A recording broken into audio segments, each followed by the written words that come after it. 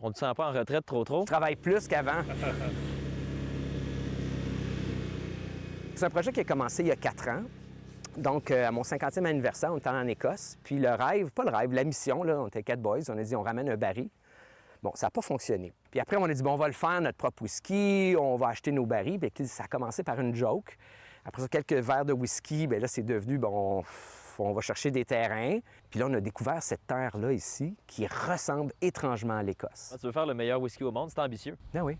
C'est comme je l'ai dit tout à l'heure, si on ne compare pas avec un objectif, puis ça ne veut pas dire que tout le monde va l'aimer, mais ça peut être un whisky qui est dans les meilleurs au monde. Puis moi, je pense qu'au Québec, on a cette capacité-là. Puis en Estrie, avec le concept, on ramène le concept de terroir en arrière. Nous, ça va être notre orge, notre seigle qui va entrer dans le whisky. On comprend que tu lances une distillerie au cours des prochains mois, ça s'en vient.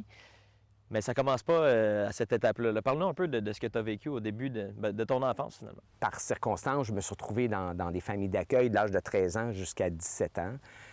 Puis à ce moment-là, j'ai pu partir en appartement pour aller à l'école. Tu as fait un don à la DPJ récemment qui serait, semble-t-il, le don le plus important, le fait à titre individuel. J'ai été surpris, hein? Don de 100 000 $. Pourquoi? Il faut les aider, ces jeunes-là. Puis ça, c'est la transition vers la vie adulte. Comment on prend un jeune qui sort d'un centre jeunesse ou d'une famille d'accueil, puis on l'encadre? On a besoin de nos jeunes, là. J'aime bien dire que mon superpower, c'était que j'étais bon à l'école. Donc, à comparer à d'autres jeunes qui peuvent passer par le parcours de la protection de la jeunesse, j'ai été quand même chanceux. J'avais pas trop de problèmes à l'école. J'avais un comportement qui était relativement normal pour un petit garçon de 14 ans. Là. Puis c'est là qu'en 2005, j'ai décidé de partir de ma première entreprise, qui est Gourou Solutions. Et après 18 ans que j'ai vendu. Mais c'est ça, c'est le rêve. Comment on fait ma prochaine entreprise avec les moyens puis l'expérience de 30 ans en entreprise. Architecture, design, ingénieur. Aujourd'hui, on a des gens sur le site qui sont en train de déterminer tous les critères, pas les critères, mais au niveau environnemental, où on peut bâtir ou pas.